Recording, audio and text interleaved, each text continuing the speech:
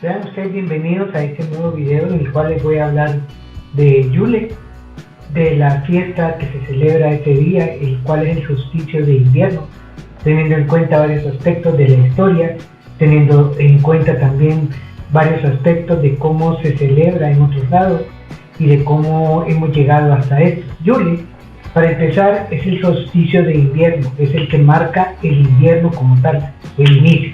Es la noche más larga de todas y posteriormente a este periodo ya los días comienzan a ser más largos. Sin embargo, este día, el día del solsticio, es la noche más larga de todo el año.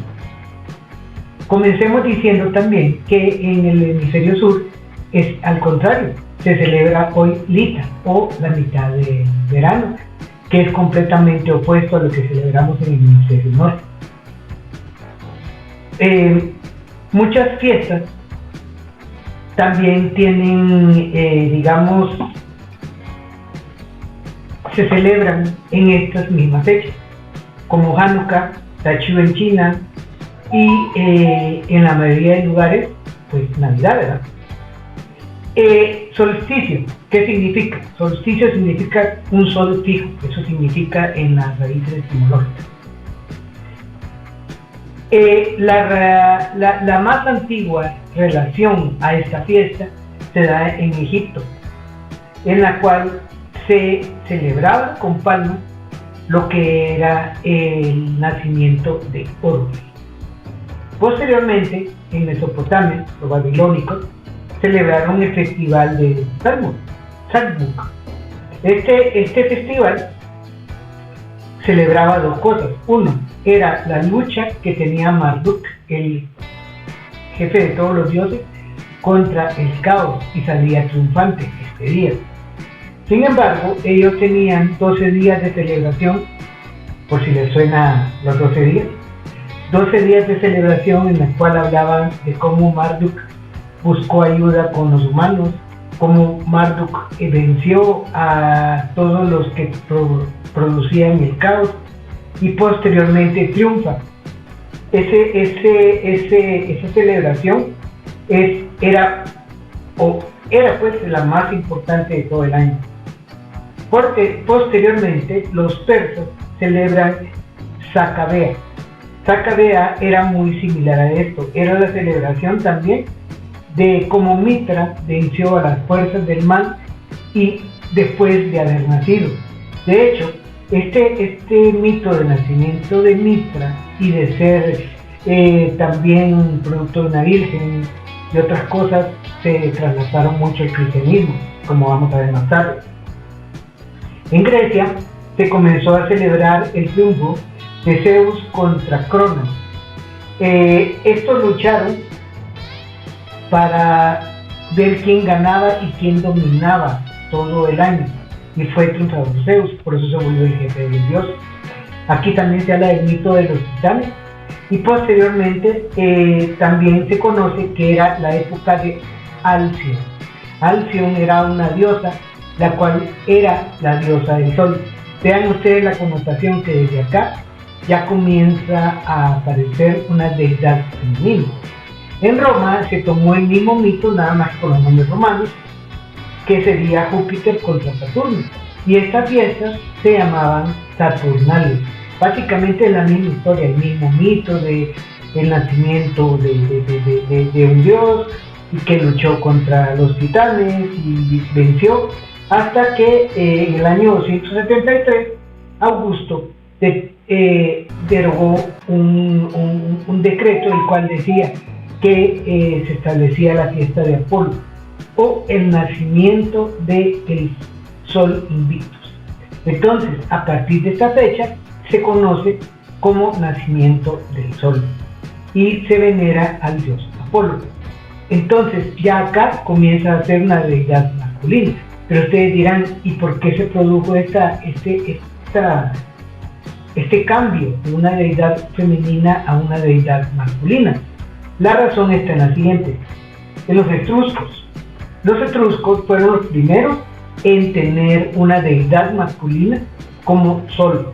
Sin embargo, si vamos más atrás, vamos a darnos cuenta que en todas las culturas previas, la deidad era femenina, la deidad del sol. Y es así como, por ejemplo, tenemos en los nórdicos a Freya, que era la que cruzaba en la bóveda celeste, en el cielo, en un trineo. ¿Les suena también ese trineo en algún momento en esta fecha? Luego teníamos Modrak para los antiguos hermanos, que era la noche de las matronas. También eran las deidades femeninas. Y los celtas, que eran los más evidentes, que en estas fechas veneraban a Kailas, que es la tercera etapa de la diosa anciana o diosa vieja. Entonces todas eran deidades femeninas. Sin embargo, a partir de los etruscos que cambiaron eso y pusieron un dios masculino, entonces ya cambió eso. Tenemos a Mitras, entonces, como ya les hablé, y en el cristianismo pues se tomó ese largo tiempo y se trató de hacer varios sincretismos. Sincretismo es la unión de las creencias antiguas con las viejas, con las nuevas. Entonces es así que ellos escogieron esta fecha por dos razones. Uno, nacimiento del sol, que en inglés se llama Birth of the Sun, con S-U-N. Y si ellos traslapaban la fiesta y ponían nacimiento del Hijo de Dios, o sea, Birth of the Sun, como se parecía mucho. Y así fue que se aceptó un poco más en los pueblos británicos. Por eso es que a nivel de los anglosajones fue un poco más fácil haber manejado esto. Sin embargo, pues las fiestas paganas persistían, y es así como llegamos a Yule. Yule viene de varios términos. Primero vamos a ver propiamente de dónde viene. Viene de la palabra Giol. La palabra Giol, la primera es del nórdico antiguo, la segunda es del inglés antiguo. Y básicamente es el solsticio, porque es cuando el sol está fijo. Ahora vamos a hablar de otras cosas. Por ejemplo, en Polonia celebraban esto como calenda, en la República Checa, lo que es actualmente la República Checa, como colada, en Rusia como calada, en Lituania como colada, en lo que es Gales, en lo que es ahora Gales y Escocia como Cáliz. Y a nivel de los celtas, según la biografía de John Matthews, que es un excelente historiador y un excelente etnógrafo de los celtas, se hablaba del rey Bel. Todas estas cosas fueron incorporadas en lo que la fiesta posiblemente fue conocida como Yule o Yule-Tide. Pero no podemos dejar afuera el cristianismo también, que tenía una deidad femenina, que es Santa Lucía, la cual se celebraba antes, en las primeras semanas de diciembre, pero que luego fue transpolada también para esta época. Ahora dirán ustedes, ¿y de dónde salió Santa Claus? Santa Claus es una creación originada en Estados Unidos. Es basada en el personaje que sí es real, que es San Nicolás, el cual se encargaba de dar regalos en estas épocas a los niños pobres. Sin embargo, hay dos San Nicolás, San Nicolás de Bari y el otro San Nicolás, que es de origen germano. Se cree que este personaje de San Nicolás fue creado a partir de los dos, porque ambos hacían una repartición de regalos en esta época. Entonces, Santa Claus en realidad tiene sus orígenes en Odín, el padre del natalicio, conocido en algunos países como el padre de Navidad, el cual fue transformado a lo largo del tiempo.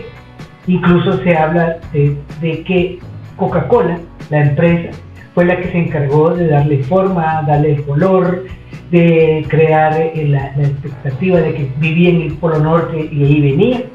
Es una total creación comercial de Coca-Cola. Ahora bien, hay varias cosas que están incorporadas en esta fiesta. Por ejemplo, la corona del viento fue creada por los luteranos. Las campanas son de origen cristiano, ya que se hablaba de que para despertar el espíritu y anunciar el nacimiento de Jesús, había que tocar campanas. Luego, el Yule Lobo o tronco de Yule es una costumbre que tiene dos partes. La parte celta, que es el tronco en sí, que se colocan ciertos adornos, y el póster, que es de origen germánico. Las chimeneas es el hecho de que haya un personaje que penetra por las chimeneas y todo. Ese es de origen alemán. Los elfos o colaboradores de Santa Claus son de origen nórdico.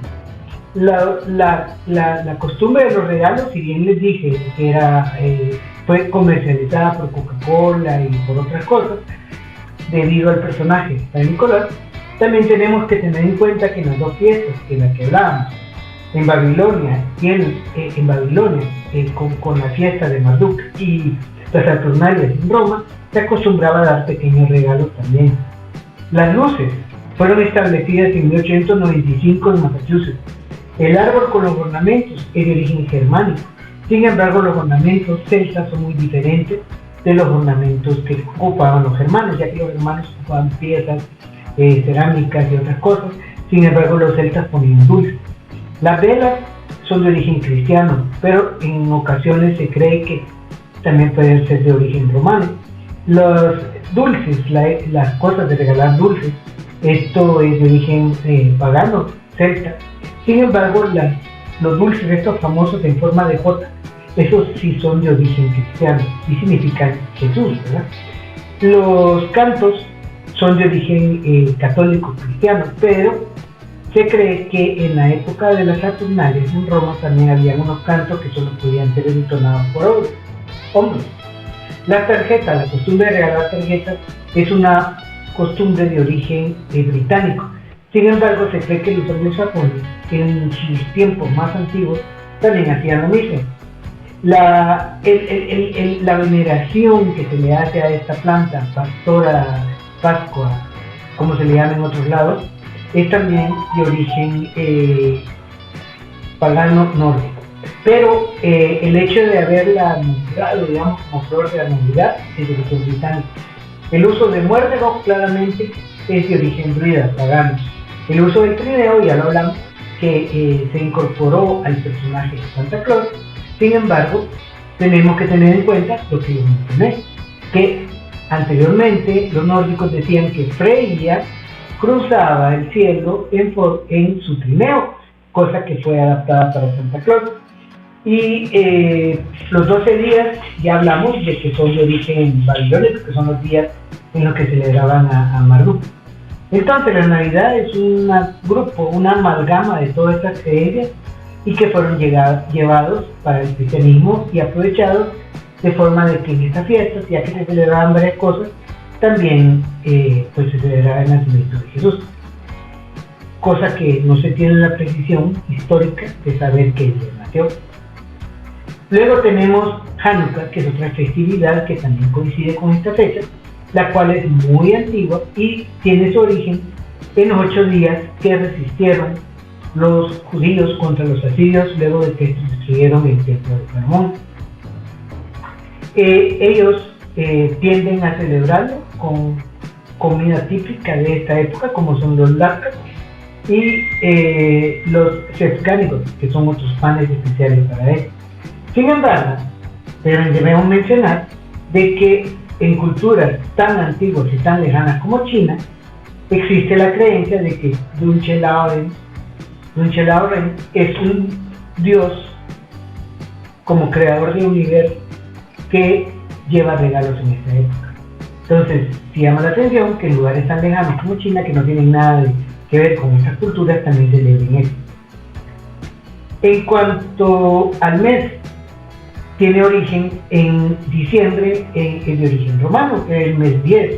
Sin embargo, luego que se incorporaron más meses con el calendario juliano, ya pasó a ser el mes 12, pero se le dejó el nombre por convencionalismo. Sin embargo, este mes era celebrado también en la cultura irlandesa antigua con el nombre de Minahoe, Heilamano en Francia y con Aerragen en los antiguos anglosajones. Y era un mes de fiesta, caracterizado por dos cosas. Uno, era de que se celebraba el final y el principio del próximo año, número uno. Número dos, estaba basado alrededor de julio.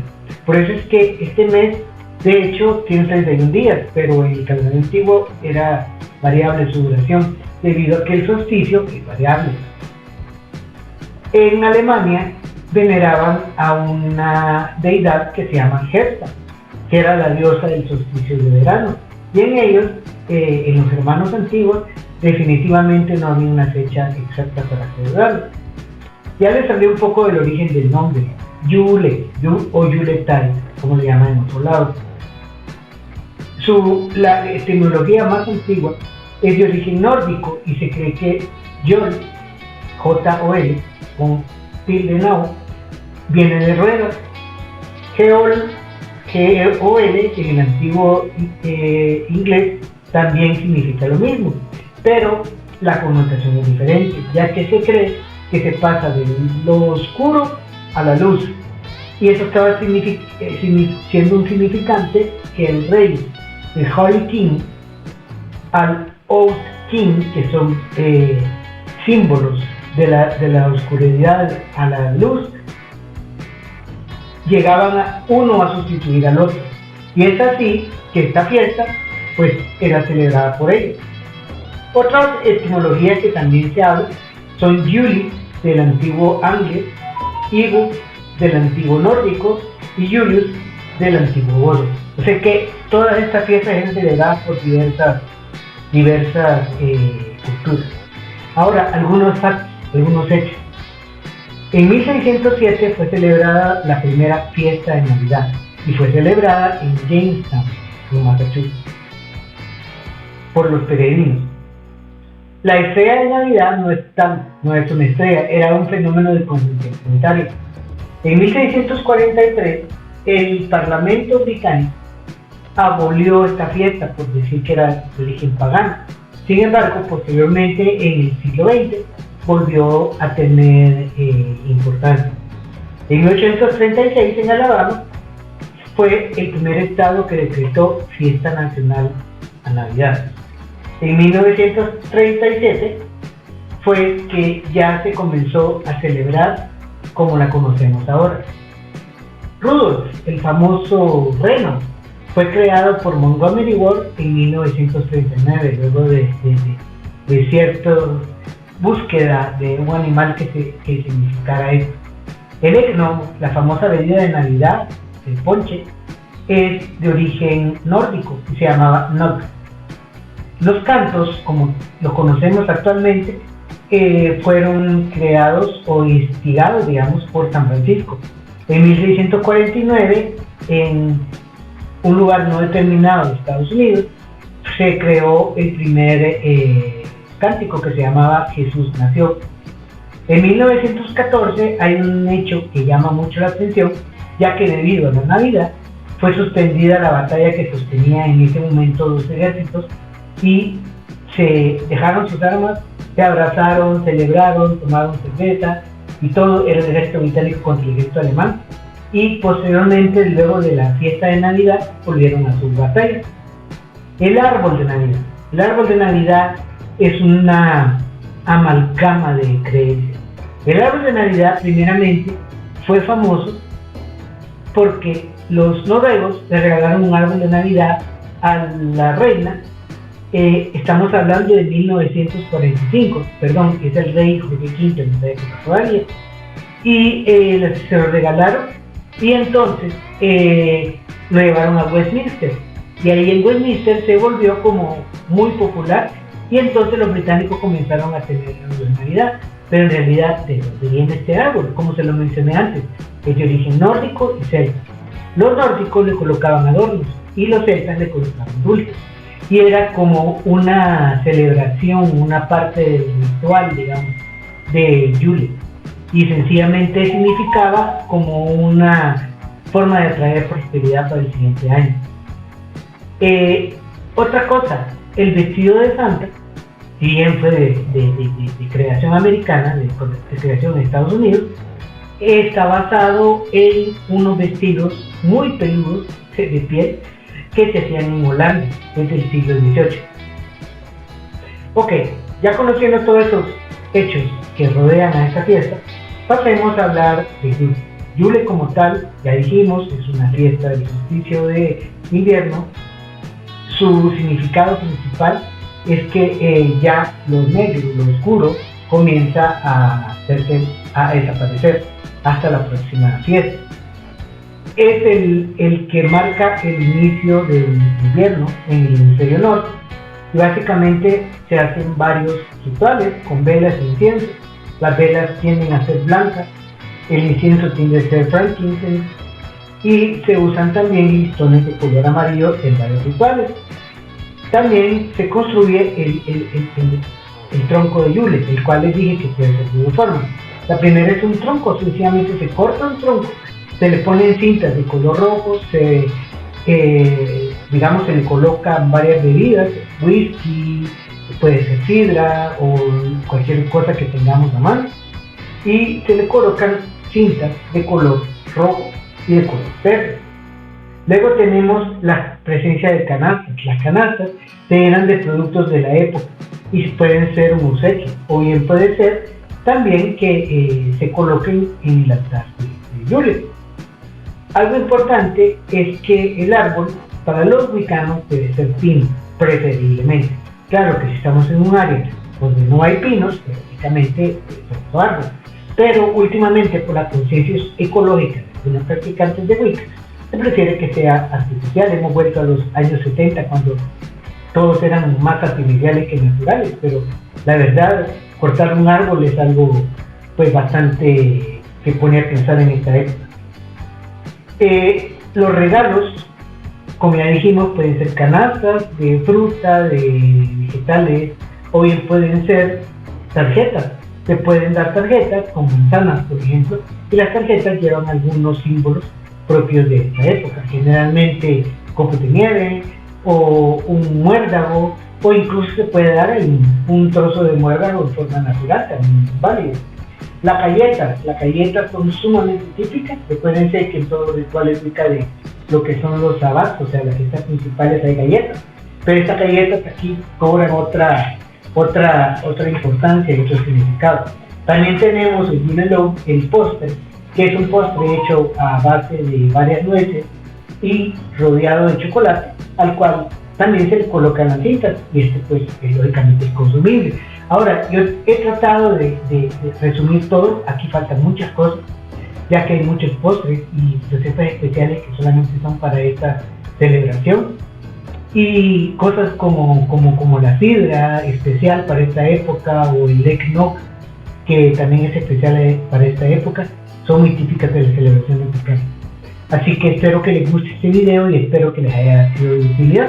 Muchas gracias por haber llegado hasta el final de este video, y los invito a seguir mi canal y a seguirme en Instagram, que los links salen al final de él. Muchas gracias y los espero en el próximo.